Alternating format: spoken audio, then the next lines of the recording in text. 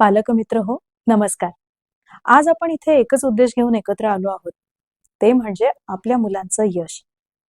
आपल्या मुलांसाठी आपल्याला सर्व काही सर्वोत्तम हवं असतं. म्हणजे त्यांनी चांगलं शिकावं, आत्मविश्वासानं पुढे जावं आणि आयुष्यात खूप मोठं व्हावं. आणि हे स्वप्न पूर्ण होण्यासाठी 10वी परीक्षा ही त्यांच्या आयुष्यातली एक अत्यंत महत्वाची पायरी आहे. साधारणतः या परीक्षेतील यशासाठी सर्वंकष अभ्यास महत्वाचा मानला जातो. तसा तो आहे सुद्धा. कारण उत्तम अभ्यासामुळे मुलांचा परीक्षा देण्याचा आत्मविश्वास वाढतो. पण त्याच बरोबरीने महत्वाचं आहे ते या परीक्षेच्या उत्तरपत्रिका लिहिण्याचं योग्य तंत्र. हो, उत्तरपत्रिका लिहिणं हे एक तंत्र आहे, म्हणजे टेक्निक आहे. आपल्या मुलांकडे अभ्यासातून आलेलं ज्ञान असतं, पण ते उत्तरपत्रिकेत किती प्रभावीपणे उतरतंय हे पाहणं सुद्धा तितकंच महत्वाचं आहे बरं का. कारण विद्यार्थी जे उत्तरपत्रिकेत लिहितात त्यावरच शेवटी त्यांचं त्या विषयाचं मूल्यांकन होतं. आता एक क्षणभर थांबून विचार करूया. पेपर लिहिताना आपण पेपर तपासणाऱ्या परीक्षकांचा जर विचार केला तर आपल्याला एक गोष्ट लगेच जाणवेल. परीक्षकांकडे एका पेपरसाठी फक्त 10 ते 15 मिनिटांचा वेळ असतो. इतक्या कमी वेळात ते आपल्या विद्यार्थ्यांनी लिहिलेली संपूर्ण उत्तरपत्रिका वाचतात, स्टेप चेकिंग करतात आणि मार्क देतात. जर उत्तरपत्रिका नीटनेटकी नसेल, क्रमांक स्पष्ट नसतील, मांडणी अस्ताव्यस्त असेल, आकृत्या नाहीत किंवा अधोरेखित करण्याची सवय नसेल, तर मुलांचं ज्ञान कितीही असलं तरी त्यांचे मार्क त्या प्रेझेंटेशन मध्ये मात्र जातात. मग या समस्येचं उत्तर काय? तर स्मार्ट तयारी. आणि म्हणूनच MKCL न तयार केलेला SSC स्मार्ट टिप्स, परीक्षेची तयारी, मार्कांची भरारी हा उपक्रम आपल्या मुलाला अभ्यास कसा करावा हे शिकवत नाही, तर पेपर कसा लिहायचा हे शिकवतो. आणि हे कौशल्य जास्तीचे मार्क वाढवण्याचं महत्वाचं तंत्र आहे. आता या कोर्समध्ये एकूण 10 विषयांचा समावेश आहे आणि हा कोर्स साधारणतः 5 तास मराठी माध्यमासाठी तर 5 तास हा इंग्रजी माध्यमासाठी असं मिळून 10 तासांचा म्हणजे 600 मिनिटांचा आहे. हा कोर्स पूर्णपणे मोफत आहे बरं का. तुमच्या पाल्याचा अभ्यास चांगला असला तरी अनेकदा पेपर नीट न मांडल्यामुळे किंवा उत्तरं लिहिताना केलेल्या सामान्य चुकांमुळे अपेक्षित मार्क मिळत नाहीत. तुमचा योग्य सहभाग आणि मार्गदर्शन तुमच्या पाल्याची कामगिरी अगदी 100% वाढवू शकते. आम्ही तुम्हाला उत्तरपत्रिकेतील मार्क कमी होण्याची कारणं, परीक्षक पेपर तपासताना नेमक्या कोणत्या मुद्द्यांकडे लक्ष देतात आणि प्रत्येक विषयात मुलांच्या अभ्यासाची दिशा कशी असावी हे सांगणार आहोत. हा कोर्स प्रामुख्याने मराठी किंवा इंग्रजी माध्यमातून इयत्ता 10वी बोर्डाची परीक्षा देणाऱ्या विद्यार्थ्यांसाठी आहे. तसंच 9वी मधून नुकत्याच 10वीत गेलेल्या सर्व विद्यार्थ्यांसाठी सुद्धा हा कोर्स तितकाच महत्वाचा आहे. चला आता आपण एक एक करून त्या गोष्टी समजून घेऊया ज्या आपल्या पाल्याला अधिक मार्क मिळवून द्यायला मदत करतील. सगळ्यात महत्वाचा आणि प्राथमिक मुद्दा बघाल तर तो म्हणजे उत्तरपत्रिका. उत्तरपत्रिका लिहिताना तिची रचना आणि मार्जिनचा वापर अत्यंत महत्वपूर्ण ठरतो. आता ही मार्जिन नक्की सोडायची कशी, त्याचा वापर कसा करायचा हे आपण पाहूया. उत्तम मार्जिन आखून पेपर लिहिला असता पेपरची मांडणी अधिक आकर्षक आणि सुटसुटीत दिसते. सगळ्यात आधी आपण पाहूयात ती म्हणजे तुमची बोर्डाची उत्तरपत्रिका. साधारणपणे बोर्डाच्या परीक्षेची उत्तरपत्रिका ही अशी दिसते. ही नमुना उत्तरपत्रिका आहे बरं का. जी उत्तरपत्रिका तुम्ही बघत आहात ती फक्त सरावासाठी वापरली जाते. उत्तरपत्रिका तुमच्या हातात आल्यानंतर सूचनेनुसार त्यात माहिती भरा आणि पेपर सोडवण्यापूर्वी आपण ज्या उत्तरपत्रिकेवर उत्तर लिहिणार आहोत त्यावर विशिष्ट असं मार्जिन आखून घ्या, जेणेकरून तुम्ही लिहिलेली उत्तरं सुटसुटीत दिसतील आणि पेपर सुद्धा नीटनेटका दिसेल. त्यामुळे परीक्षकाला तुमचा पेपर तपासताना अडचण येणार नाही आणि कदाचित नीटनेटकेपणामुळे अधिकचे मार्क देखील मिळतील.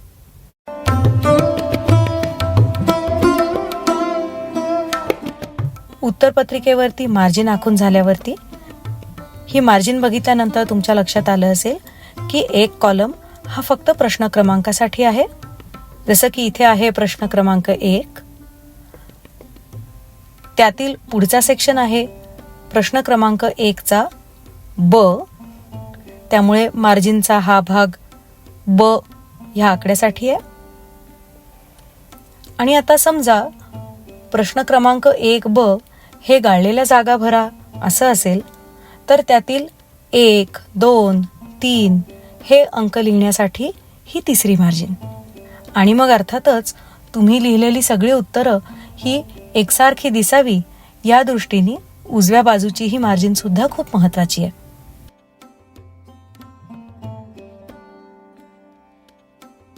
तुम्ही वेगवेगळी प्रोफेशनल डॉक्युमेंट्स जर पाहिली असतील किंवा अगदी वर्तमानपत्रातले कॉलम पाहिले असतील तर त्याची अलाइनमेंट ही एकसारखी असते, म्हणजेच प्रत्येक ओळ ही एका विशिष्ट जागीच संपते.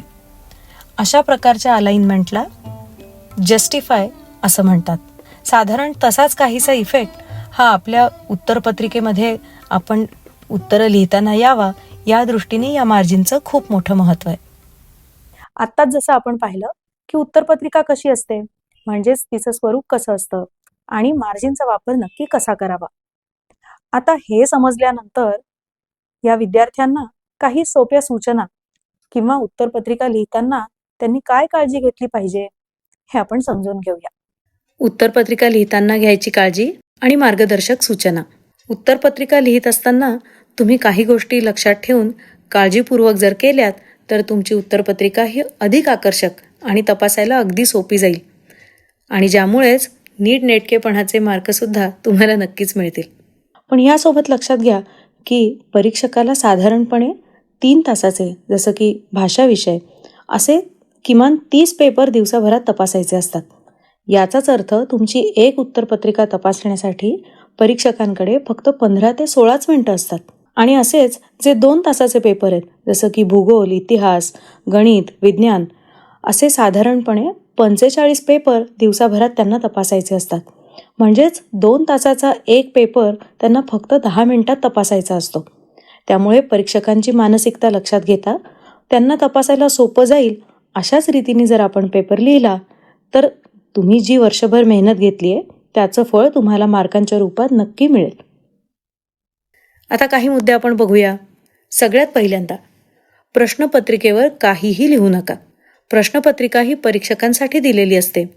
त्यावर तुम्ही कोणतीही खाजगी टिप्पणी, उत्तराचे संकेत किंवा चिन्ह असं लिहिणं अपेक्षित नाही आणि यामुळे परीक्षकाला संभ्रम निर्माण होऊ शकतो.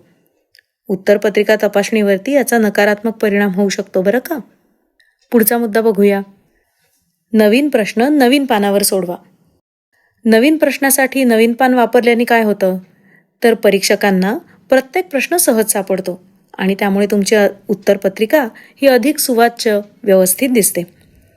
इतकंच नाही तर तुमच्या मार्कांची बेरीज करणं ह्यामुळे सोपं होतं आणि तुमच्या उत्तरांना योग्य न्याय मिळतो. आता तुम्ही इथे बघाल तर परीक्षक प्रत्येक प्रश्न तपासून झाल्यावरती पूर्ण प्रश्न म्हणजेच उपप्रश्नांच्या मार्कांसकट हे इथे वर लिहित असतात आणि प्रत्येक प्रश्नाचे गुण एकत्र करून मग ते पहिल्या पानावरती त्याची टॅली करतात. तिसरा महत्त्वाचा मुद्दा, प्रश्नपत्रिका सोडवताना लाल रंगाचा वापर करू नका. लाल रंगाचा वापर परीक्षक हे उत्तर तपासणीसाठी करतात. त्यामुळे तुम्ही उत्तर लिहिताना लाल रंग वापरल्यास परीक्षकांना संभ्रम होऊ शकतो आणि तुमच्या उत्तरपत्रिकेतल्या उत्तरांचं योग्य मूल्यमापन होऊ शकत नाही. मग काय करायचं तर निळ्या रंगाच्या पेनाचा वापर करा. निळा रंग हा सर्वसामान्यतः लेखनासाठी मान्य केलेला असतो आणि त्यामुळे परीक्षकांना उत्तरपत्रिका नीट वाचता येते आणि तपासणी करताना तुमचं उत्तर सहज दिसतं. पुढचा अजून एक महत्त्वाचा मुद्दा, उत्तरपत्रिका ही व्यवस्थित आणि नीटनेटकी असावी. याने काय होईल तर परीक्षकांच्या मनात उत्तर देणाऱ्यांविषयी एक सकारात्मक भावना तयार होते, ज्यामुळे या परीक्षेच्या एकूण गुणांकनावरती याचा सकारात्मक प्रभाव पडू शकतो. आणि आता हा व्यवस्थितपणा कसा आणायचा तर प्रत्येक उत्तर संपल्यावरती एक रेषा काढा आणि त्यानंतर पुढच्या प्रश्नाचं उत्तर लिहा. प्रत्येक उत्तर संपल्यावरती रेष काढल्याने प्रत्येक उत्तराची ओळख ही वेगळी स्पष्ट होते. यामुळे परीक्षकांना उत्तरपत्रिकेत कुठलं उत्तर कुठे सुरू होतं आणि कुठे संपतं हे लगेच समजतं. नीटनेटकेपणात तुमच्या हस्ताक्षराचा सुद्धा मोठा वाटा असतो नाही का. पण आता एखाद्याचं हस्ताक्षर नसेल चांगलं तर काय करायचं, काही हरकत नाही. हस्ताक्षर चांगलं नसलं तरी ते किमान वाचण्यासारखं असावं. परीक्षक हे तुमच्या उत्तरांचं मूल्यांकन करतात, पण त्यासाठी हस्ताक्षर हे वाचण्यायोग्य असणं गरजेचं आहे. आता उत्तरपत्रिका लिहिताना कधीकधी काही चुका होतात. मग समजा जर उत्तर चुकलं असं वाटत असेल तर त्यावर खाडाखोड करू नका. फक्त फक्त एकच तिरकी रेष त्यावर काढा. उत्तरावर खूप खाडाखोड केली तर उत्तरपत्रिका अव्यवस्थित म्हणजे गचाळ आणि गबाळी दिसू शकते. याऐवजी एकच तिरकी रेष काढल्यास तुमची चूक झाली आहे हे लक्षात येतं आणि परीक्षकांचा गोंधळ होत नाही. उत्तरपत्रिका सोडवत असताना जर तुम्ही पुरवणी घेतलीत तर ती तुमच्या मुख्य उत्तरपत्रिकेला व्यवस्थित बांधून घ्या. म्हणजेच परीक्षकांना प्रत्येक पुरवणी नीट सापडेल. अव्यवस्थित बांधलेल्या पुरवणीमुळे परीक्षकांना ती शोधायला अडचण येऊ शकते बरं का. तुमच्या उत्तरपत्रिकांमध्ये विषयानुसार आलेख म्हणजे ग्राफ पेपर आणि नकाशा यांना पुरवणी म्हणूनच मोजा. म्हणजे समजा तुम्ही 2 पुरवणी आणि 1 ग्राफ वापरला तर पुरवणी संख्या 3 लिहा. याचं कारण असं की आलेख नकाशा यांचा वापर हा विशिष्ट प्रश्नांसाठीच केला जातो आणि परीक्षकांना त्यांची मोजणी करण्यासाठी पुरवणीची एकूण आकडेवारी देणं आवश्यक असतं.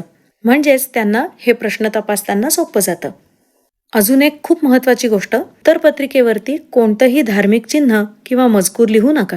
परीक्षेत सर्व विद्यार्थ्यांची समानता आणि निष्पक्षता राखली गेली पाहिजे. धार्मिक चिन्ह किंवा मजकुराने परीक्षकावरती चुकीचा प्रभाव पडू शकतो आणि त्यामुळे उत्तरपत्रिका निष्पक्ष आणि शिस्तबद्ध ठेवणं हे गरजेचं आहे. हे मुद्दे लक्षात ठेवून तुम्ही जर उत्तरपत्रिका लिहिलीत तर परीक्षकांना तुमची उत्तरं समजण्यास आणि तुमच्या उत्तरपत्रिकेचं मूल्यांकन करण्यास सोपं जाईल. आता तुम्हाला ढोबळमानाने हे समजलं असेल की साधारणपणे उत्तरपत्रिका लिहिताना काय काळजी घ्यायची. पण यासोबतच विद्यार्थी पेपर सोडवताना काही अशा चुका करतात ज्या अगदी सामान्य असतात, पण त्यामुळे मार्क मात्र नक्की जातात. आता ह्या सगळ्या प्रश्न प्रकारांपैकी सर्वाधिक मार्क कशात जात असतील, तर ते म्हणजे वस्तुनिष्ठ प्रश्न म्हणजे ऑब्जेक्टिव्ह क्वेश्चन्स. धक्का बसला ना? मग चला बघूया अशाच काही चुका जे विद्यार्थी नेहमी करतात. जसं रिकाम्या जागा भरा असा प्रश्न असेल तर अनेक विद्यार्थी फक्त पर्याय क्रमांक किंवा रिकाम्या जागेतील एक शब्द लिहून उत्तर पूर्ण करतात. पण विद्यार्थ्यांनी संपूर्ण विधान पुन्हा लिहून निवडलेल्या योग्य पर्यायाला अंडरलाईन करणं हे गरजेचं आहे. तसंच योग्य पर्याय निवडा असा प्रश्न असेल तर विद्यार्थी उत्तरामध्ये नुसता पर्याय लिहून येतात. पण तसं न करता जर पूर्ण वाक्य लिहून योग्य शब्दाला अंडरलाईन केली तर उत्तराचे मार्क नक्की मिळतील. आता विज्ञानासारख्या पेपरमध्ये प्रत्येक बहुपर्यायी प्रश्नाच्या उत्तराचं मूल्यमापन हे केवळ प्रथम पर्यायातील पर्याय ग्राह्य धरूनच केलं जातं आणि त्यालाच मार्क दिले जातात. पण विद्यार्थी इथे कधी कधी आधी एक उत्तर लिहितात, मग परत खाडाखोड करून दुसरं उत्तर लिहितात. लक्षात घ्या, बहुपर्यायी प्रश्नाच्या उत्तराचं मूल्यमापन हे केवळ पहिल्या प्रयत्नातला पर्याय ग्राह्य धरूनच केलं जातं आणि मग अशामुळे विद्यार्थी मार्क गमावतात. त्यामुळे घाई न करता रफ वर्क करूनच विद्यार्थ्यांनी उत्तर लिहावं. तसंच चूक की बरोबर या प्रश्नांसाठी विद्यार्थी फक्त चिन्हांचा वापर करतात किंवा फक्त टी किंवा एफ असं लिहितात. पण नुसतं टी किंवा एफ किंवा एखादं चिन्ह वापरलं तर मार्क जाऊ शकतात बरं का. तसंच जोड्या जुळवा या प्रकारच्या प्रश्नामध्ये जोड्या जुळवताना विद्यार्थी अ गटातील शब्दावरून ब गटातील शब्दाकडे तिरक्या रेषा मारतात आणि यामुळे पेपर तपासताना परीक्षकांना अवघड जातं. त्यामुळे योग्य जोड्या लावताना अ गटातील प्रश्न क्रमांक लिहून त्याच्यासमोर ब गटातील योग्य पर्याय किंवा उत्तर लिहावं. शक्य असल्यास पेन्सिलने टेबल आखून मांडणी करावी. आता बऱ्याच वेळा विद्यार्थी दीर्घोत्तरी प्रश्नांची मांडणी चुकीची करतात आणि हे मार्क कमी होण्याचं दुसरं मोठं कारण आहे. विज्ञान, इतिहास किंवा भूगोल या विषयामध्ये विद्यार्थी उत्तरं परिच्छेदात म्हणजे पॅराग्राफ्स मध्ये लिहितात. पण असं न करता नेहमी मुद्देसूद म्हणजे बुलेट पॉइंट्स मध्ये ही उत्तरं लिहायला हवी. तसंच अनेकदा विद्यार्थी शास्त्रीय कारण द्या म्हणजे सायंटिफिक रिझन्स या प्रकारचे प्रश्न सुद्धा परिच्छेदात म्हणजे पॅराग्राफ मध्ये लिहितात. लक्षात घ्या, असं लिहिलं की परीक्षकाला मार्क देणं कठीण होतं. त्यामुळे प्रत्येक कारण नवीन मुद्द्यामध्ये, नवीन पॉइंटमध्ये आणि वैज्ञानिक भाषा वापरून लिहिलं तर परीक्षकाला उत्तर पटकन समजून येतं. तसंच भाषा विषयांसाठी बऱ्याचदा विद्यार्थी आवश्यक किंवा योग्य विरामचिन्हांचाच वापर करत नाहीत. लक्षात घ्या, त्यामुळे सुद्धा मार्क कमी होतात बरं का. अजून एक चूक जे विद्यार्थी नेहमी करतात ते म्हणजे बीजगणित किंवा विज्ञानासारख्या विषयामध्ये एककच लिहायला विसरतात. एकक अर्थात युनिट. म्हणजे जिथे 12 सेंटीमीटर असलं पाहिजे तिथे 12 इतकंच लिहिलं तर उत्तर अपूर्ण समजलं जातं. त्यामुळे सेंटीमीटर, मीटर, अंश म्हणजे डिग्रीज यासारखी एककं लिहिणं आवश्यक आहे. आता या झाल्या काही सामान्य चुका, पण या व्यतिरिक्त काही चुका या प्रत्येक विषयानुसार विद्यार्थी वेगळ्या वेगळ्या प्रकारच्या करतात. चला तर मग अशाच विषयानुरूप काही चुका सुद्धा आपण पाहूया. प्रश्न क्रमांक 1 मधला उपप्रश्न A4 आणि A6. बघा बरं, हे प्रश्न तुम्ही बघाल तर यामध्ये सगळ्यात जास्त चुका होतात. आणि ह्याचं कारण म्हणजे प्रश्न नीट न समजून घेणं. जसं की A4 या प्रश्नामध्ये दिलेल्या शब्दावरून 4 शब्द बनवायचेत, पण त्यात अट काय आहे की तो शब्द कमीत कमी 3 अक्षरांचा असला पाहिजे. बस, बरेचसे विद्यार्थी इथेच गडबड करतात. कधी कधी 2 अक्षरांचा शब्द लिहितात. आणि इथे A6 ह्या प्रश्नामध्ये बघा, एक शब्द दिला जातो आणि त्या शब्दाच्या शेवटच्या अक्षरावरून पुढचा शब्द लिहायचा आहे. पण इथे अजून एक गंमत आहे की प्रत्येक शब्दाचं शेवटचं अक्षर वापरूनच पुढचा शब्द लिहायचा आहे. पण हे लक्षात न आल्याने बरेचसे विद्यार्थी चुका करून अगदी हातातले मार्क गमावतात. तुम्ही मात्र ह्या चुका टाळा हं. तुम्हाला प्रश्नात सांगितल्याप्रमाणेच आकृती काढा. कित्येक वेळेला विद्यार्थी काय करतात तर सर्कलमध्ये काढतात किंवा काही वेगळे आकार काढतात, तर तसं करू नका. आता 4थ्या प्रश्नामध्ये इथे बघा, नकाशा आराखड्यात काही घटक दाखवायचेत. हा प्रश्न सोडवताना बऱ्याचदा विद्यार्थी काय करतात तर पेनाने हे घटक नकाशामध्ये दाखवतात. तुम्हाला स्क्रीनवर दिसत असेल, या विद्यार्थ्यांनी सुद्धा पेनाचा वापर करून नकाशामध्ये घटक दाखवलेत. लक्षात घ्या, ही पद्धत चुकीची आहे. नकाशाचा प्रश्न सोडवताना म्हणजेच नकाशा भरताना फक्त साधी पेन्सिल किंवा रंगीत पेन्सिलचाच वापर करायचा आहे, पेनाचा नाही. प्रश्न 3 कृतीवर आधारित सगळ्या प्रश्नांमध्ये या विद्यार्थ्याने बघा, उत्तराभोवती चौकटच काढलेली नाहीये, त्यामुळे नक्की उत्तर कोणतं हे पटकन समजून येत नाही. कृतीवर आधारित प्रश्नांमध्ये तुम्हाला रिकाम्या चौकटीत योग्य ते उत्तरं लिहायची असतात, हे कायम लक्षात ठेवा. त्यामुळे तुमचं उत्तर नीट दिसेल आणि समजेल अशा आकाराची चौकट तुम्ही काढायची असते. त्यामुळे आधी उत्तर लिहा आणि मग उत्तराभोवती पेन्सिलने चौकट काढा. ठीक आहे. आता पुढील सगळे प्रश्न या विद्यार्थ्याने खूप व्यवस्थित आणि एकही चूक न करता सोडवले. त्यामुळे जर स्टेप्स बरोबर असतील आणि उत्तर देखील अचूक असेल तर नक्कीच या विद्यार्थिनीला सगळे मार्क मिळू शकतात. आता बीजगणिताची उत्तरपत्रिका सोडवताना कोणत्या चुका तुम्ही टाळल्या पाहिजेत हे तुम्हाला नक्की समजलं असेल. लक्षात घ्या, तुमच्या पेपरमध्ये खाडाखोड नसेल, सगळ्या स्टेप्स सुटसुटीत समजतील अशा लिहिलेल्या असतील, त्यांना योग्य ते क्रमांक टाकलेले असतील, तर त्याचा नक्कीच चांगला परिणाम तुमच्या मार्कांवरती होईल. आता प्रश्न पहिला आहे, बहुपर्यायी प्रकार. याचं उत्तर लिहिताना तुम्ही फक्त पर्याय क्रमांक लिहिणं अपेक्षित आहे. पण इथे या विद्यार्थ्याने प्रश्न लिहून आकृती सुद्धा काढली, त्यामुळे अर्थात त्याचा विनाकारण वेळ वाया गेलाय. तसंच त्यांनी उत्तर सुद्धा उजव्या बाजूला आणि कंसात लिहिलंय. आता बहुपर्यायी प्रश्न प्रकारात तुम्हाला त्या प्रश्नाचा क्रमांक टाकून फक्त तो पर्याय लिहायचा आहे. तसंच इथे तुम्हाला बरीचशी खाडाखोड सुद्धा केलेली दिसते. याचाच अर्थ या विद्यार्थ्याने रफ पेजचा वापर केलेला दिसत नाहीये. आणि रफ पेजचा वापर करून सुद्धा जर उत्तरपत्रिकेत खाडाखोड झालीच तर एक आडवी किंवा तिरकी रेष मारून पुढे लिहायला सुरुवात केली पाहिजे. आता प्रश्न 1 काय आहे बघूया बरं. इथे स्क्रीनवर तुम्हाला दिसेल की या विद्यार्थ्याने त्या प्रश्नाची सूचना तसंच तो प्रश्न सुद्धा इथे लिहिलाय. अहो, उत्तरपत्रिकेमध्ये तुम्हाला फक्त उत्तर लिहायचं असतं, सूचना आणि प्रश्न लिहायचे नसतात, हे नक्की लक्षात ठेवा. उत्तरपत्रिकेत तुम्हाला त्या प्रश्नाचा आणि उपप्रश्नाचा क्रमांक लिहून त्या प्रश्नाचं उत्तर लिहायला सुरुवात करायची असते. मात्र ह्यात प्रश्न क्रमांक नीट लिहिणं खूप महत्त्वाचं आहे बरं का. पण जर का तुम्ही प्रश्न लिहित बसलात तर तुमचा पेपर काही वेळेत पूर्ण होणार नाही. आता यातल्या दुसऱ्या प्रश्नात तुम्हाला दिसेल की या विद्यार्थ्याने आकृती तर काढली आहे, पण ती सुबक आणि ठळक नाहीये.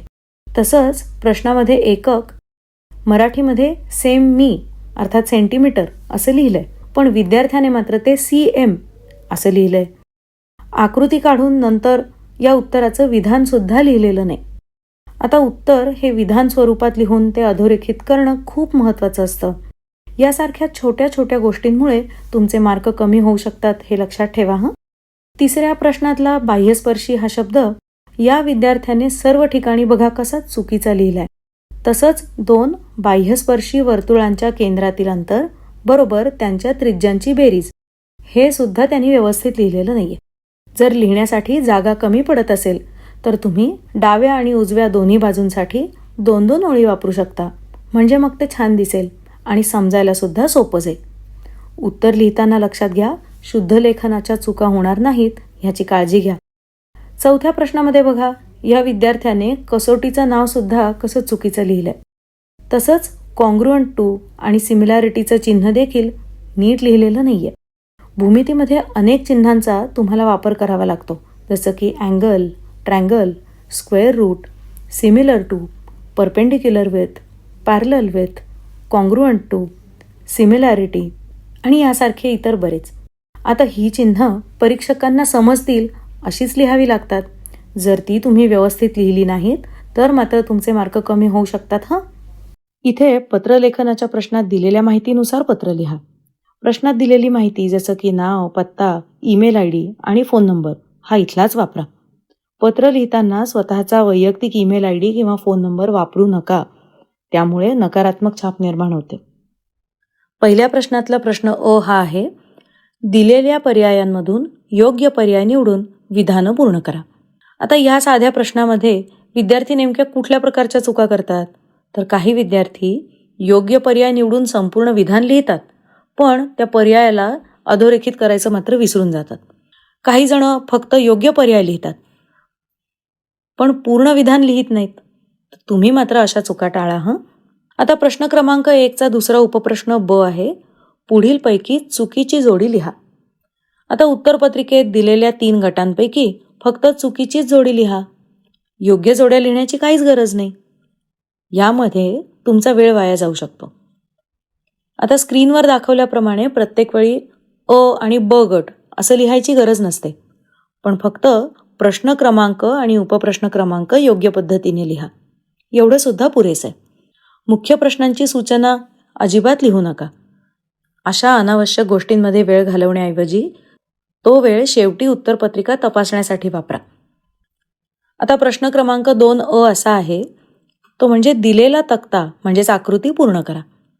स्क्रीनवर दाखवल्याप्रमाणे बघा आकृती ही पेन्सिलनेच काढायची, पेनाने नव्हे. नीट पाहिलं तर या आकृतीमध्ये बाणच नाही आहेत, ज्यामुळे आकृतीमधील संबंध स्पष्ट होत नाहीत आणि ती अपूर्ण वाटते. दोन्ही आकृतींमध्ये बाण जोडले तर परीक्षकांना ही आकृती लगेच समजेल आणि मग याचे मार्क तुम्हाला मिळू शकतील. राज्यशास्त्रातील प्रश्न क्रमांक 8चा उपप्रश्न ब सुद्धा याच पद्धतीने सोडवला, ज्याचं उदाहरण तुम्हाला आता स्क्रीनवर दिसत असेल. प्रश्न क्रमांक 4मध्ये दिलेल्या उतार्यावरती आधारित काही प्रश्नांची उत्तरं लिहायची. आता स्क्रीनवर तुम्ही पाहिलं असेल की या विद्यार्थ्याने प्रश्न सुद्धा लिहिलाय, पण प्रत्यक्षात प्रश्न लिहिण्याची काहीच गरज नाही. प्रश्न लिहिल्याने अधिक मार्क मिळणार नाहीयेत, पण त्यात वेळ मात्र जास्त वाया जाईल आणि कदाचित यामुळे पेपर सुद्धा पूर्ण लिहून होणार नाही. तर त्यामुळे लक्षात ठेवा की फक्त प्रश्नाचा क्रमांक लिहिणं सुद्धा पुरेसे आहे. पुढची एक सामान्यतः घडणारी चूक म्हणजे वेळेचं योग्य नियोजन न करणं. पेपर लिहिताना वेळेचं योग्य नियोजन न करणं ह्यामुळे विद्यार्थ्यांचं खूप मोठ्या प्रमाणात नुकसान होतं. काय घडतं तर काही विद्यार्थी पहिल्या काही प्रश्नांवरती खूप वेळ घालवतात आणि मग त्यामुळे नंतरचे ज्याच्यात विस्तृत पद्धतीने उत्तरं लिहायची असे प्रश्न अपूर्ण राहतात. मग आपण काय करायचं तर वेळेचं आधीच नियोजन करून ठेवायचं. प्रत्येक प्रश्नासाठी किती वेळ द्यायचा हे आधीच ठरवा आणि त्याप्रमाणे लेखन करा. बघा हे अशा पद्धतीने. ह्यामुळे तुम्हाला प्रत्येक प्रश्नाला योग्य न्याय देणं शक्य होईल. पुढची एक अजून साधारणतः घडणारी चूक म्हणजे साहित्याचा योग्य वापर न करणं. लक्षात घ्या मित्रांनो, हा भाषा विषयाचा पेपर आहे, त्यामुळे तुम्ही ह्या उत्तरपत्रिकेत भाषा सौंदर्याचा योग्य पद्धतीने वापर करणं अपेक्षित आहे. ह्याचबरोबरीने बऱ्याच वेळा विद्यार्थी पाठ्यपुस्तकातील कवितांचा किंवा निबंधांचा, धड्यांचा योग्य संदर्भ देत नाहीत. मग तुम्ही काय करायचं तर तुमच्या लेखनात संबंधित कवितांचा, निबंधांचा, उतार्यांचा आणि त्यांच्या लेखकांचा संदर्भ देण्याचा प्रयत्न करा. यामुळे तुमचं उत्तर निश्चित प्रभावी होईल. अजून एक गोष्ट जी बऱ्याच वेळा विद्यार्थ्यांकडनं चुकते ती म्हणजे आकृतीसह उत्तर लिहिण्याच्या सूचनेची अंमलबजावणी न करणं. म्हणजे काय होतं तर काही प्रश्नांमध्ये आकृती काढून उत्तर लिहा असं सांगितलेलं असतं, पण घाईघाईमध्ये काही वेळा विद्यार्थी फक्त आकृतीच काढतात किंवा फक्त उत्तरं लिहून सोडून देतात, ज्यामुळे मार्क कमी होऊ शकतात. मग तुम्ही काय करायचं, तर ज्या प्रश्नांमध्ये आकृतीसह उत्तर लिहायचंय तिथे दोन्ही गोष्टी म्हणजे आकृती आणि तिचं स्पष्टीकरण व्यवस्थित द्या. केवळ आकृती काढणं किंवा केवळ उत्तर लिहिणं हे पुरेसे नाही, हे लक्षात ठेवा. आता इथे बघा, ह्या विद्यार्थ्यांनी काय केलंय, प्रश्न क्रमांक उपप्रश्न क्रमांक तर छान घातलाय, पण अख्खा प्रश्न लिहिलाय आणि त्यानंतर खाली त्याची उत्तरं लिहिली आहेत. लक्षात घ्या, पूर्ण प्रश्न लिहित बसण्यात तुमचा वेळ घालवू नका. योग्य क्रमांक घालून त्यानंतर लगेच तुमची उत्तरं तुम्ही लिहिलीत तरी ते पुरेसं आहे. आता आ मध्ये बघा, इथे काय होतं, दिलेल्या संख्या अक्षरात किंवा आकड्यात लिहायच्या होत्या. यात सुद्धा 3 पैकी कोणतेही 2 प्रश्न सोडवायचे होते. इथे सुद्धा या विद्यार्थ्यांनी बघा, पूर्ण प्रश्न लिहित बसलाय. हे करण्याची काहीच गरज नाही. यात तुमचा वेळ तुम्ही घालवू नका बरं का. आता प्रश्न क्रमांक 2 मध्ये इथे तुम्हाला स्क्रीनवर दिसतंय का, की या विद्यार्थ्यांनी शास्त्रीय कारणं द्या. या प्रश्नामध्ये साधारणतः काय काय चुका घडतात, तर या विद्यार्थिनींनी जसं लिहिलंय तसं बरेच जण या प्रश्नांचं उत्तर हे निबंधासारखं लिहितात. पण खरं तर ह्या प्रश्नाचं उत्तर हे मुद्देसूद असावं आणि म्हणून गरज पडेल तिथे बुलेट पॉईंट्सचा वापर केला जावा. आता उदाहरणार्थ इथे तुम्हाला स्क्रीनवर दिसेल की या विद्यार्थ्यांनी प्रश्नाचं उत्तर देताना सगळे मुद्दे एकाच ओळीत लिहिलेत आणि त्यामुळे परीक्षकांना त्यांनी लिहिलेले योग्य मुद्दे इथे कळणारच नाहीयेत. मग आपण काय करायचं, तर शास्त्रीय कारणं द्या. अशा प्रकारच्या प्रश्नांची उत्तरं देताना प्रत्येक कारण हे नवीन ओळीत लिहायचं. तुमचं उत्तर स्पष्ट आणि संक्षिप्त ठेवा, ज्यामुळे परीक्षकांना तुमचं उत्तर समजून घ्यायला सोपं जाईल आणि नक्की तुम्हाला चांगले मार्क मिळतील. प्रश्न क्रमांक 2 आ मधला बघा. आता इथे उपप्रश्न क्रमांक 2 काय आहे, संकल्पना चित्र पूर्ण करा. बघा, या प्रश्नात विद्यार्थी काय चूक करतात इथे तुम्हाला दिसतंय का, या विद्यार्थ्यांनी संकल्पना चित्र पूर्ण करताना किंवा टेबल आखताना पेनाचा वापर केलाय. लक्षात घ्या, विज्ञान भाग 2 मध्ये कुठल्याही प्रकारची आकृती काढताना पेन्सिलचा वापर केला पाहिजे, पेनाचा नाही. आणि त्यामुळे या उत्तरामध्ये तुम्ही सुद्धा मुद्दे लिहिताना पेनाचा वापर करायचा आहे, पण चित्र किंवा तक्ता आखताना पेन्सिलचाच वापर करा. आता विद्यार्थी कोणत्या चुका करतात हे तर आपल्याला समजलंच असेल. त्या दुरुस्त करून तुमच्या पाल्याला अधिकचे मार्क मिळतीलच. त्यासोबतच अजून मदत व्हावी यासाठी कोणत्या गोष्टी पेपर लिहिताना नक्की कराव्या, म्हणजे बेस्ट प्रॅक्टिसेस कुठल्या असाव्यात, हे सुद्धा तुम्हाला इथे कळेल. याचसोबत प्रत्येक विषयाच्या प्रश्नपत्रिकेचं स्वरूप कसं असतं हे सुद्धा आपण बघूया. आता आपण सुरुवात करू इंग्रजी विषयापासून. इंग्रजी विषयाच्या पेपरची विभागणी एकूण 6 विभागांमध्ये केलेली असते. Section 1 language study, section 2 textual passages, section 3 poetry, section 4 non textual passage, section 5 writing skills and section 6 skill development अर्थात ट्रान्सलेशन. हा पेपर एकूण 80 मार्कांचा असतो आणि तो सोडवण्यासाठी विद्यार्थ्यांना 3 तासांचा वेळ मिळतो. लक्षात घ्या, लँग्वेज स्टडी अर्थात व्याकरण हा विभाग 10 मार्कांचा असतो, ज्यात punctuation, make 4 words, word chain, do as directed यासारखे प्रश्न विचारले जातात.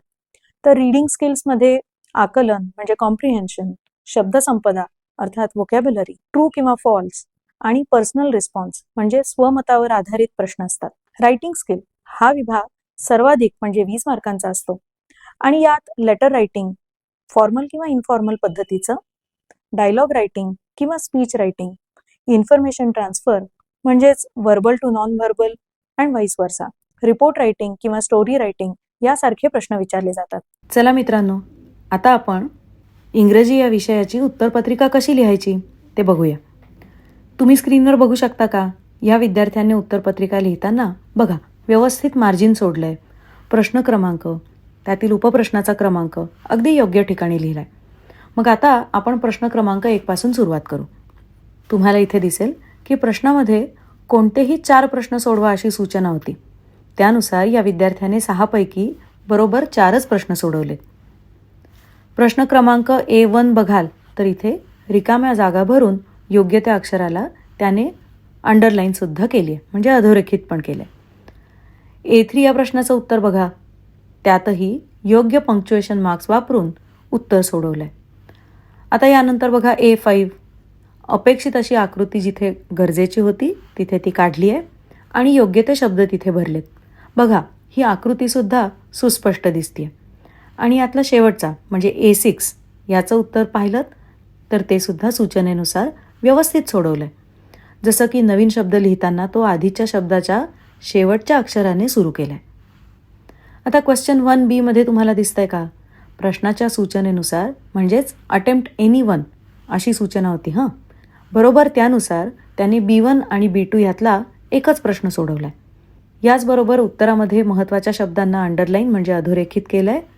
आणि अजून एक योग्य गोष्ट या विद्यार्थ्यांनी इथे केली आहे. ती म्हणजे पुढचा प्रश्न हा त्याने नवीन पानावर सोडवला आहे आणि आधीचा प्रश्न सोडवल्यावरती जी जागा मोकळी राहिली आहे बघा, तिथे त्याने काट देखील मारली. चला, इंग्रजीनंतर आता आपण हिंदी विषयाच्या प्रश्नपत्रिकेचं स्वरूप आणि त्याच्या बेस्ट प्रॅक्टिसेस समजून घेऊया. हिंदी विषयाचा पेपर एकूण 5 विभागांमध्ये विभागलेला असतो. विभाग 1 गद्य, ज्याला 20 मार्क असतात. विभाग 2 पद्य, ज्याला 12 मार्क असतात. विभाग 3 पूरक पठण, ह्याला 8 मार्क असतात. विभाग 4 भाषा अध्ययन व्याकरण, ह्याला 14 मार्क असतात. आणि विभाग 5 रचना विभाग, याच्यात उपयोजित लेखन असतं, ज्याला 26 मार्क असतात. हा पेपर तुमच्या लक्षात आलं असेल 80 मार्कांचा असतो आणि तो सोडवण्यासाठी 3 तासांचा वेळ मिळतो. तर चला आता पाहूया की उत्तरपत्रिकेत या प्रश्नांची उत्तरं कशी लिहायची. असे कोणते नियम आहेत जे उत्तर लिहिताना पाळणं आवश्यक आहे. योग्य नियम पाळले तर तुम्हाला जास्तीत जास्त मार्क मिळतील. या विभागात उत्तर लिहिताना गद्यांश नीट वाचा आणि उत्तर स्पष्ट लिहा. हा उपप्रश्न एकूण 8 मार्कांचा आहे. आता इथे हे संजाल म्हणजे संकल्पना चित्र पूर्ण करताना उत्तर दिलेल्या बॉक्स फॉर्मॅटमध्येच लिहा बरं का. आणि बॉक्स व्यवस्थित तयार करा. लक्षात घ्या, बॉक्स तयार करताना पेन्सिलचा वापर तुम्ही करू शकता, पण लक्षात ठेवा की तुमचं उत्तर फक्त बॉक्समध्येच असायला हवंय. आणि हे संजाल किंवा संकल्पना चित्र पूर्ण करताना उत्तर जर ट्री फॉर्मॅटमध्ये लिहिणं अपेक्षित असेल तर ट्री फॉर्मॅटमध्येच लिहा. यामुळे या पेपरचं जे मूल्यांकन करतील त्यांना तुमचं उत्तर समजायला सोपं जाईल आणि तुम्हाला जास्तीत जास्त मार्क मिळू शकतील. आकृती पूर्ण करताना देखील बॉक्स फॉर्मॅट वापरा. ज्यावेळी प्रश्नात एकाच शब्दात उत्तर लिहायचं असतं तिथे प्रयत्न करा की उत्तर खरोखरीच फक्त एकाच शब्दात लिहावं.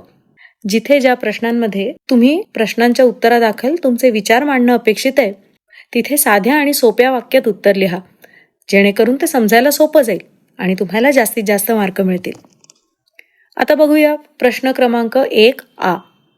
या उपप्रश्नात सुद्धा उत्तर लिहिताना पूर्वीच्या प्रमाणेच बॉक्स फॉर्मॅट वापरा. योग्य कृती पूर्ण करून प्रश्नाचं उत्तर द्या. हा उपप्रश्न एकूण 8 मार्कांचा असतो. आता हे शब्दयुग्म पूर्ण करताना तुमचं उत्तर अधोरेखित म्हणजे अंडरलाईन करा. यामुळे पेपर तपासणाऱ्यांना उत्तर नीट कळेल. पुढील प्रश्नाचं उत्तर दिलेल्या गद्यांशाच्या संदर्भात लिहा. आता लक्षात घ्या, हे उत्तर 25 ते 30 शब्दात लिहायचं आहे. या उपप्रश्नाचं उत्तर लिहिताना गद्यांश आधी नीट वाचा. नंतर पहिल्या 2 उपप्रश्नांसारखंच हे उत्तर बॉक्स फॉर्मॅटमध्ये लिहा. इथे 4 बॉक्स आहेत ज्यात तुम्हाला उत्तरं लिहायची आहेत. म्हणजेच प्रत्येक उत्तरासाठी अर्धा मार्क मिळेल आणि सगळी उत्तरं योग्य लिहिलीत तर 2 मार्क मिळतील. दुसऱ्या प्रश्नाचं उत्तर लिहिताना दिलेल्या विषयावर तुमचं स्वतःचं मत मांडा. आता लक्षात घ्या, कृतीपत्रिकेत दिलेल्याप्रमाणे शब्दमर्यादेचा विचार करा. उत्तर देताना गद्यांशातली वाक्य सरळ सरळ उतरवू नका, तर तुमचं मत हे तुमच्या शब्दात लिहा. चला, आता संस्कृत संपूर्ण विषयाच्या प्रश्नपत्रिकेचं स्वरूप बघूया. यात हा पेपर एकूण 6 विभागांमध्ये विभागलेला असतो.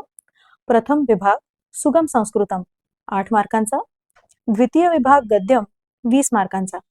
तृतीय विभाग पद्यम 18 मार्कांचा. चतुर्थ विभाग लेखन कौशलम 9 मार्काचा. पंचम विभाग भाषाभ्यासः 17 मार्क. आणि षष्ठ विभाग अपठितम 8 मार्कांसाठी.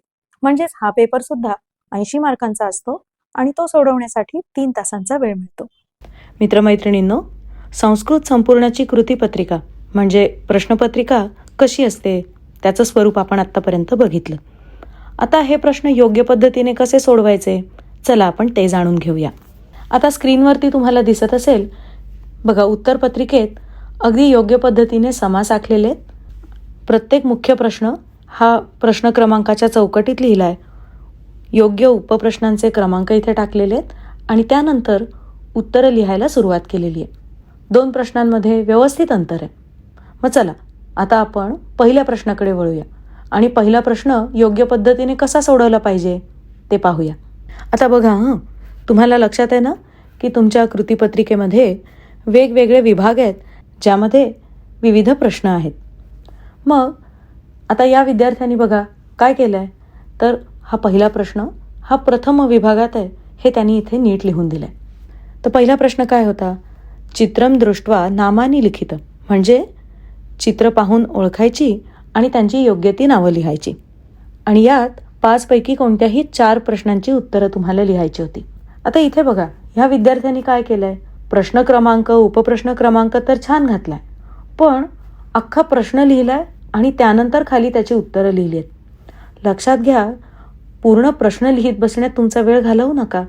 योग्य क्रमांक घालून त्यानंतर लगेच तुमची उत्तरं तुम्ही लिहिलीत तरी ते पुरेसं आहे. आता आमध्ये बघा इथे काय होतं, तर दिलेल्या संख्या अक्षरात किंवा आकड्यात लिहायच्या होत्या. यात सुद्धा 3 पैकी कोणतेही 2 प्रश्न सोडवायचे होते. इथे सुद्धा या विद्यार्थ्यांनी बघा पूर्ण प्रश्न लिहित बसलाय. हे करण्याची काहीच गरज नाही. ह्यात तुमचा वेळ तुम्ही घालवू नका बरं का. हां, इथे मात्र हा जो प्रश्न ई आहे म्हणजे समय स्तंभ मेलनम कुरुत, बघा तो मात्र अगदी छान लिहिलाय. यात 2 स्तंभ होते, एक होता अ आणि दुसरा होता आ. या अचा आशी योग्य मेळ घालायचा होता. आता हे काय होतं, तर ह्या होत्या घड्याळांच्या वेळा. एका बाजूला त्या अक्षरात लिहिल्यात आणि दुसऱ्या बाजूला त्या अंकांमध्ये लिहिल्यात. या विद्यार्थ्यांनी बघा अगदी छान पद्धतीने उत्तरांचे आकडे घातलेत आणि टेबलमध्ये त्याच्यासमोर उत्तराच्या वेळा व्यवस्थित लिहिलेत. व्यवस्थित टेबल आखल्यामुळे म्हणजेच तालिकेमध्ये लिहिल्यामुळे ह्या प्रश्नाचं उत्तर वाचणं, पाहणं आणि त्याप्रमाणे मार्क देणं हे सुटसुटीत झालंय. विज्ञान आणि तंत्रज्ञान भाग 1चा पेपर एकूण 4 प्रश्नांमध्ये विभागलेला असतो. हा पेपर एकूण 40 मार्कांचा असतो आणि तो सोडवण्यासाठी विद्यार्थ्यांना 2 तासांचा वेळ मिळतो. मग यात पहिला प्रश्न असतो 10 मार्कांचा. हा प्रश्न बहुपर्यायी अर्थात MCQs या पद्धतीचा असतो आणि 1 गुणासाठीचे यात विविध उपप्रश्न देखील असू शकतात. उदाहरणार्थ वेगळा घटक ओळखा, सहसंबंध ओळखा किंवा चूक आणि बरोबर ओळखा. दुसरा प्रश्न सुद्धा असतो 10 मार्कांचा. यात शास्त्रीय कारण लिहा, ज्यात 3 पैकी कोणतेही 2 सोडवणं अपेक्षित आहे. तसंच प्रत्येकी 2 मार्कांसाठी उपप्रश्न असतात, जसं की गणितीय उदाहरणं, फरक स्पष्ट करा आणि नियम स्पष्ट करा. तिसरा प्रश्न असतो 15 मार्कांसाठी. यात प्रत्येकी 3 गुणांचे 8 उपप्रश्न असतात. यापैकी कोणतेही 5 सोडवणं अपेक्षित असतं आणि यात आकृती पूर्ण करा, परिच्छेद पूर्ण करा, नियम स्पष्ट करा यासारखे प्रश्न असतात. तर चौथा प्रश्न असतो 5 मार्कांसाठी आणि हा दीर्घोत्तरी म्हणजे लॉंग आन्सर क्वेश्चन असतो. यात कोणताही एक प्रश्न सोडवणं अपेक्षित असतं. प्रश्नपत्रिकेचं स्वरूप कसं असतं हे आपण आता पाहिलं. तुम्ही ही उत्तरं नक्की कशा प्रकारे लिहिली पाहिजेत हे जाणून घेण्यासाठी आपण अजून एक नमुना प्रश्नपत्रिका नक्की कशा पद्धतीने सोडवली आहे ते पाहूया. प्रश्न सोडवण्याआधी तो नीट वाचून समजून घेणं हे तुमच्यासाठी खूप फायदेशीर ठरेल बरं का. आता बघूया, इथे आहे पहिला प्रश्न, तो एकूण 10 मार्कांचा आहे, ज्यामध्ये 2 उपप्रश्न आहेत, अ आणि ब. आता सगळ्यात आधी उत्तरपत्रिकेच्या दोन्ही बाजूला थोडी जागा सोडून मार्जिन काढा. त्यानंतर प्रश्नपत्रिकेतला प्रश्न क्रमांक 1 नीट वाचा. मग आता प्रश्न क्रमांक 1 अ हा बहुपर्यायी प्रश्नांचा आहे, म्हणजेच ह्याचं उत्तर लिहिताना तुम्ही फक्त पर्याय क्रमांक लिहिणं अपेक्षित आहे. प्रश्न क्रमांक 2 आणि 4 हे दिलेल्या पर्यायांपैकी योग्य पर्याय निवडून विधाने पूर्ण करा असं सांगितलंय. म्हणजेच आता इथे बघा, हे सोडवताना या उत्तरपत्रिकेत तुम्हाला दिसेल की या विद्यार्थ्यांनी संपूर्ण विधान लिहिलंय आणि त्यानंतर निवडलेला पर्याय हा गाळलेल्या जागेत लिहून त्याला व्यवस्थित अंडरलाईन म्हणजे अधोरेखित पण केलंय. अशीच पद्धत वापरून योग्य पद्धतीने सोडवले तर या प्रश्नाचे तुम्हाला पूर्ण मार्क मिळू शकतील. म्हणजेच प्रत्येक उपप्रश्न हा इथे 1 मार्काचा आहे. यात 2 गोष्टी खूप महत्त्वाच्या आहेत ज्या विसरू नका. ती म्हणजे संपूर्ण विधान लिहिणं आणि निवडलेल्या पर्यायाला अधोरेखित करणं. आता बहुपर्यायी प्रश्न सोडवण्यासाठीची एक प्रभावी पद्धत म्हणजे काय आहे तर निष्कासन पद्धत. आता बघा म्हणजे काय तर या पद्धतीत तुम्ही प्रश्न आणि त्याचे पर्याय नीट वाचल्यानंतर मनातल्या मनातच तुम्ही पहिल्यांदाच चुकीचे पर्याय काढून टाकता, जेणेकरून तुम्हाला योग्य पर्याय निवडणं सोपं होईल. ठीक आहे. आता बघा प्रश्न क्रमांक 1 हा खालील प्रश्न सोडवा असा आहे.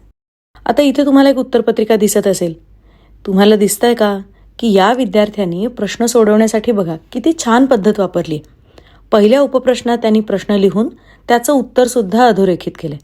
यामुळे परीक्षकांना लगेच समजतं की या विद्यार्थ्याला हा प्रश्न चांगला समजलाय.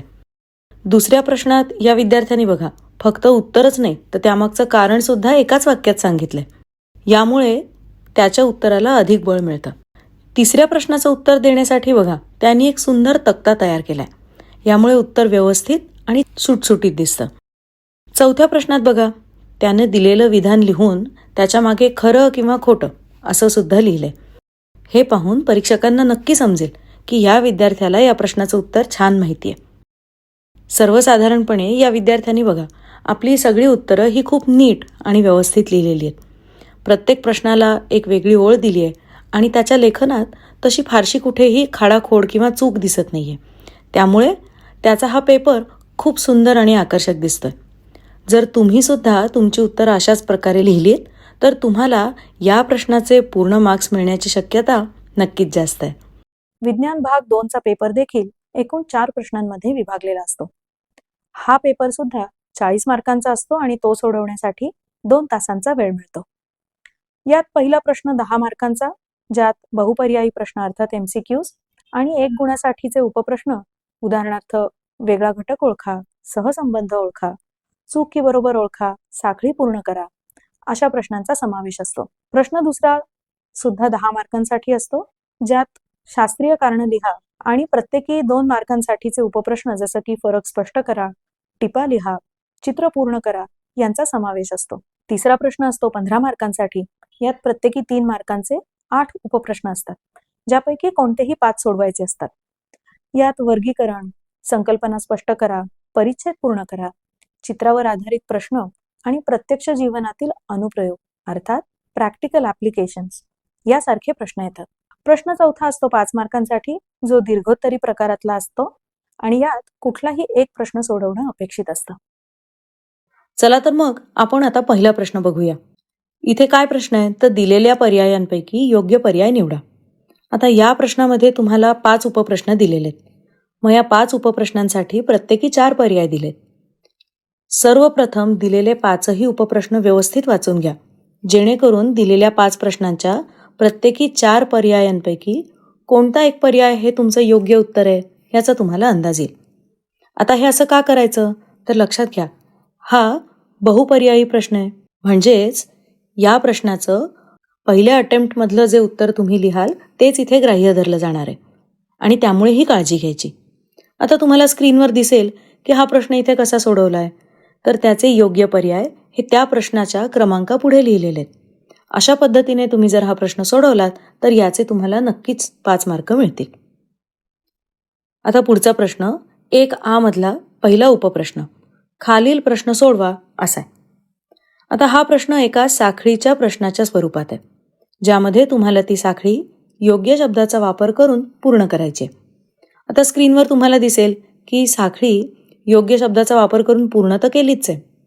अशाच पद्धतीने तुम्ही जर का उत्तर लिहिलं तर या ठिकाणी तुम्हाला 1 मार्क मिळू शकतो. चला तर मग आता पुढचा प्रश्न बघूया. 1A मधला दुसरा उपप्रश्न तो आहे वेगळा घटक ओळखा. आता नीट लक्षात घ्या ह्या प्रश्नाचा अर्थ नीट समजून घ्या. वेगळा घटक ओळखा याचा अर्थ काय तर दिलेल्या पर्यायांपैकी एक पर्याय असा आहे जो इतरांपेक्षा वेगळा आहे. म्हणजेच दिलेल्या 4 पर्यायांपैकी फक्त 3च शब्द या वाक्याशी निगडीत असतील आणि जो शब्द निगडीत नाहीये तो या 4 शब्दांमधून वेगळा निवडून बाजूला काढायचा. आता स्क्रीनवर तुम्हाला इथे दिसतंय की बघा हा प्रश्न कसा सोडवलाय. अशाच पद्धतीने जर का तुम्ही योग्य उत्तर निवडून हा प्रश्न सोडवलात तर या प्रश्नाचे तुम्हाला पूर्ण मार्क मिळतील. आता पुढचा प्रश्न बघूया. 1A मधला तिसरा उपप्रश्न, जोड्या जुळवा. या प्रश्नामध्ये बघा तुम्हाला 2 गट दिलेले आहेत, गट अ आणि ब. अ गटात तुमचे प्रश्न आहेत तर ब गटात पर्याय आहेत. आता तुम्हाला अ गटासमोर ब गटातील योग्य पर्याय लिहायचा आहे. मग आता तुम्हाला इथे दिसत असेल की त्यासाठी या विद्यार्थ्याने एक व्यवस्थित टेबल आखलाय, ज्यात अ गटासमोर ब गटातील योग्य पर्याय लिहिलाय. तुम्ही सुद्धा जर अशा पद्धतीने हा प्रश्न सोडवलात तर इथे तुम्हाला 1 मार्क मिळेल. आता पुढील प्रश्न बघूया. प्रश्न क्रमांक 1A मधला चौथा उपप्रश्न. या प्रश्नामध्ये चूक की बरोबर हे ओळखायचे. मग इथे काय आहे तर तुम्हाला विधानं दिलेली आहेत आणि ती चूक आहेत की बरोबर हे तुम्हाला ओळखायचं आहे. मग या ठिकाणी दिलेलं विधान व्यवस्थित वाचून घ्या आणि मग विचारपूर्वक त्याचं योग्य ते उत्तर लिहा. अशा पद्धतीने जर तुम्ही उत्तरं लिहिलीत तर परीक्षकांना तुमची उत्तरं व्यवस्थित कळतील. आता पुढील प्रश्न, प्रश्न क्रमांक 1A मधला शेवटचा 5वा उपप्रश्न आहे. नाव किंवा रेणूसूत्र लिहा. आता या प्रश्नामध्ये तुम्हाला एक विधान दिलेलं आहे. बघा, या ठिकाणी या विधानाचं उत्तर तुम्ही एका शब्दात पूर्ण करायचं आहे. आता इथे तुम्हाला दिसेल की जनुकीय उपचाराने उपचार करता येणारा विकार असं विधान आहे. आता या प्रश्नाचं उत्तर बघा कशा पद्धतीने लिहिलंय. आता तुम्हाला इथे स्क्रीनवर दिसेल की या प्रश्नाचं उत्तर कशा पद्धतीने लिहिलंय. अशाच पद्धतीने तुम्ही जर उत्तर लिहिलं तर ह्या प्रश्नाचे व्यवस्थित मार्क तुम्हाला मिळतील. भाषा आणि विज्ञान हे विषय झाल्यानंतर चला आता आपण वळूया गणित या विषयाकडे. हा विषय बऱ्याच मुलांना अवघड वाटतो, पण आम्ही ज्या टिप्स तुम्हाला सांगू त्याचा वापर केला तर नक्कीच त्यांचा हा पेपर सोडवण्याचा आत्मविश्वास वाढेल आणि अधिकचे मार्क त्यांना मिळण्यास नक्की मदत होईल. बीजगणित अर्थात अल्जेब्रा हा गणिताच्या 2 विभागांपैकी एक आहे. याचा पेपर एकूण 40 मार्कांचा असतो आणि या पेपरमध्ये साधारण 5 मुख्य प्रश्न असतात, जे पुन्हा 2 विभागांमध्ये विभागले जातात. पहिला प्रश्न असतो 8 मार्कांसाठी, ज्यात बहुपर्यायी प्रश्न म्हणजे MCQs असतात आणि 1 मार्कासाठीचे उपप्रश्न सुद्धा असतात. लक्षात घ्या, हे सगळे अनिवार्य म्हणजे कंपल्सरी असतात. दुसरा प्रश्न असतो 12 मार्कांसाठी, ज्यात विविध कृतीवर आधारित प्रश्न आणि उपप्रश्न असतात. प्रश्न तिसरा आहे 9 मार्कांसाठी, ज्यात देखील कृतीवर आधारित विविध प्रश्न असतात. प्रश्न चौथा असतो 8 मार्कांसाठी, ज्यात दीर्घोत्तरी प्रकारचे उपप्रश्न असतात, ज्यातील प्रत्येक प्रश्न हा 4 मार्कांसाठी असतो. तर प्रश्न 5 हा 3 मार्कांचा असतो आणि यात रचनात्मक स्वरूपाचे प्रश्न असतात. चला तर मग आता आपण पहिल्या प्रश्नाकडे वळूया. बघा, पहिला प्रश्न योग्य पद्धतीने कसा सोडवायचा. तर प्रश्नपत्रिकेत हा पहिला प्रश्न 2 भागांमध्ये विभागला होता. बहुपर्यायी प्रश्न सोडवा आणि उपप्रश्न सोडवा. पहिल्या प्रश्नामध्ये दिलेल्या पर्यायांपैकी अचूक पर्याय निवडून त्याचं वर्णाक्षर लिहायचं होतं. आता इथे तुम्हाला स्क्रीनवर दिसेल कशा प्रकारे या विद्यार्थ्यांनी प्रश्न क्रमांक, उपप्रश्न क्रमांक लिहून मग योग्य पर्याय लिहिला आहे. याबरोबरच उपप्रश्न सुद्धा कशा प्रकारे इथे सोडवलेत हे पण तुम्हाला दिसेल. उपप्रश्न सुरू करण्यापूर्वी एक ओळ सोडून पेन्सिलने एक रेष देखील मारलेली आहे. त्यामुळे नवीन उत्तर कुठे सुरू झालं हे लगेच समजू शकतं. तर लक्षात घ्या, उपप्रश्न सोडवताना उत्तराच्या सर्व स्टेप्स या विद्यार्थ्याने व्यवस्थित लिहिल्या आहेत. कोणतं सूत्र किंवा सिद्धता वापरली आहे हे सुद्धा स्पष्ट केलंय आणि उत्तरात जिथे आवश्यक आहे तिथे एकक म्हणजे युनिट सुद्धा लिहिलेलं आहे बरं का. इतकंच नाही तर उत्तरं लिहिताना देअरफोर, इज इक्वल टू यासारख्या चिन्हांचा योग्य ठिकाणी वापर सुद्धा केलाय. अक्षरही चांगलं आहे आणि स्टेप्स लिहिताना सुटसुटीतपणा सुद्धा ठेवलाय. त्यामुळे पेपर बघा कसा स्वच्छ आणि आकर्षक दिसतोय. अशाच प्रकारे जर तुम्ही सुद्धा सगळे प्रश्न सोडवलेत तर या प्रश्नाचे पूर्ण मार्क तुम्हाला नक्की मिळतील. भूमिती अर्थात जॉमेट्री हा गणिताच्या विभागांपैकी दुसरा विभाग आहे. हा पेपर सुद्धा 40 मार्कांचा असतो आणि या पेपरची विभागणी साधारण 5 सेक्शनमध्ये केलेली असते. पहिला प्रश्न 8 मार्कांचा, ज्यात बहुपर्यायी प्रश्न म्हणजे MCQs असतात आणि 1 गुणासाठीचे उपप्रश्न सुद्धा यात असतात, जे अनिवार्य म्हणजे कंपल्सरी प्रकारचे असतात. प्रश्न दुसरा असतो 12 मार्कांचा, ज्यात कृतीवर आधारित प्रश्न आणि उपप्रश्न असतात. तसंच प्रश्न तिसरा असतो 9 मार्कांचा, यात देखील कृतीवर आधारित विविध प्रश्न असतात. प्रश्न चौथा असतो 8 मार्कांसाठी, ज्यात दीर्घोत्तरी प्रकारचे उपप्रश्न असतात. तर प्रश्न 5वा असतो 3 मार्कांसाठी, ज्यात रचनात्मक स्वरूपाचे प्रश्न विचारले जातात. भूमितीच्या प्रश्नपत्रिकेचं स्वरूप कसं असतं हे आपण आता पाहिलं. आता हे प्रश्न योग्य पद्धतीने उत्तरपत्रिकेत कसे सोडवायला पाहिजे, चला आपण हे जाणून घेऊया. तुम्ही ही उत्तरं नक्की कशा प्रकारे लिहिली पाहिजेत हे जाणून घेण्यासाठी आपण अजून एक नमुना प्रश्नपत्रिका नक्की कशा पद्धतीने सोडवली आहे ते पाहूया. आधी सांगितल्याप्रमाणे तुम्हाला इथे प्रश्न, उपप्रश्न आणि त्यांचे मार्क दिसतात. तर चला आता ही कृतीपत्रिका म्हणजे प्रश्नपत्रिका कशी सोडवायची ते बघूया. इथे उत्तरपत्रिकेत पानाच्या दोन्ही बाजूला तुम्हाला व्यवस्थित समास सोडलेला दिसतोय आणि उत्तर सुरू करण्यापूर्वी त्याचा योग्य प्रश्न क्रमांक, उपप्रश्न क्रमांक लिहून मगच उत्तर लिहायला सुरुवात केली आहे. तसंच उत्तर दाखवण्यासाठी बाणाचा उपयोग केलाय. प्रत्येक प्रश्न संपल्यावरती एक ओळ सोडलेली आहे. तर मग चला आता पहिला प्रश्न योग्य पद्धतीने कसा सोडवला पाहिजे हे आपण बघूया. तर प्रश्नपत्रिकेतला हा पहिला प्रश्न 2 भागांमध्ये विभागला होता. बहुपर्यायी प्रश्न सोडवा आणि उपप्रश्न सोडवा. मग आता पहिल्या प्रश्नामध्ये दिलेल्या पर्यायांपैकी अचूक पर्याय निवडून त्याचं वर्णाक्षर लिहायचं होतं. मग आता इथे तुम्हाला दिसेल की कशा प्रकारे या विद्यार्थ्यांनी प्रश्न क्रमांक, उपप्रश्न क्रमांक लिहून मग योग्य तो पर्याय लिहिला आहे. इथे अजिबात खाडाखोड नाहीये आणि उत्तराला सुद्धा अधोरेखित केलंय म्हणजे अंडरलाईन केलंय. याबरोबरच उपप्रश्न कसे सोडवायचे ते पण तुम्हाला इथे दिसेल. बघा, ह्या विद्यार्थ्याने उपप्रश्न सोडवताना उत्तराच्या सगळ्या स्टेप्स एकदम व्यवस्थित लिहिल्यात. कोणतं सूत्र किंवा सिद्धता वापरली आहे ते सुद्धा स्पष्ट केलंय. उत्तरात जिथे आवश्यक आहे तिथे एकक म्हणजे युनिट सुद्धा लिहिलंय आणि उत्तर लिहिताना देअरफोर किंवा बिकॉज, सिन्स यासारख्या सगळ्या चिन्हांचा योग्य ठिकाणी वापर केलाय. तसंच स्टेप्स लिहिताना सुटसुटीतपणा ठेवल्यामुळे बघा पेपर कसा स्वच्छ आणि आकर्षक सुद्धा दिसतोय. अशा प्रकारे जर तुम्ही सगळे प्रश्न सोडवले तर तुम्हाला या प्रश्नाचे नक्कीच पूर्ण मार्क मिळू शकतील. आता आपण पुढील विषय बघूया, तो म्हणजे भूगोल. भूगोल विषयाचा पेपर एकूण 7 प्रश्नांमध्ये विभागलेला असतो बरं का. यात एकूण 40 मार्कांचे प्रश्न असतात. पहिला प्रश्न 4 मार्कांसाठी, ज्यात दिलेल्या पर्यायांपैकी योग्य पर्याय निवडून विधानं पूर्ण करा हा प्रश्न असतो, जो अनिवार्य म्हणजे कंपल्सरी असतो. दुसरा प्रश्न असतो 4 मार्कांसाठी, यात योग्य जोड्या लावा किंवा वेगळा घटक ओळखा अशा पद्धतीचे प्रश्न असतात. प्रश्न तिसरा असतो 4 मार्कांसाठी आणि यात एका वाक्यात उत्तरं द्या किंवा टिपा लिहा असे प्रश्न असतात. प्रश्न चौथा जो 8 मार्कांसाठी असतो, त्यात विद्यार्थ्यांनी नकाशे भरणं किंवा नकाशाचं वाचन करणं अपेक्षित आहे. प्रश्न 5वा 6 मार्कांसाठी असतो, ज्यात भौगोलिक कारणं द्या या पद्धतीचे प्रश्न असतात. प्रश्न 6वा असतो 6 मार्कांसाठी, ज्यात आलेख म्हणजे ग्राफ काढणं अपेक्षित असतं. याचाच अर्थ त्यांच्या उत्तरपत्रिकेला हा आलेख म्हणजे ग्राफ पेपर जोडणं अपेक्षित असतं. तसंच याबरोबरीने अजून एक प्रश्न इथे असतो, तो म्हणजे आलेखाचं वाचन करणं. प्रश्न 7वा असतो 8 मार्कांचा, ज्यात सविस्तर उत्तर द्या किंवा स्पष्ट करा अशा पद्धतीचे प्रश्न असतात. पहिला प्रश्न होता दिलेल्या पर्यायांपैकी योग्य पर्याय निवडून विधानं पूर्ण करा. तर आता बघा उत्तरपत्रिकेत इथे विद्यार्थ्यांनी विधान पूर्ण लिहिलंय आणि त्यानंतर जो पर्याय निवडून गाळलेल्या जागी लिहायचा होता त्याला व्यवस्थित अंडरलाईन केले.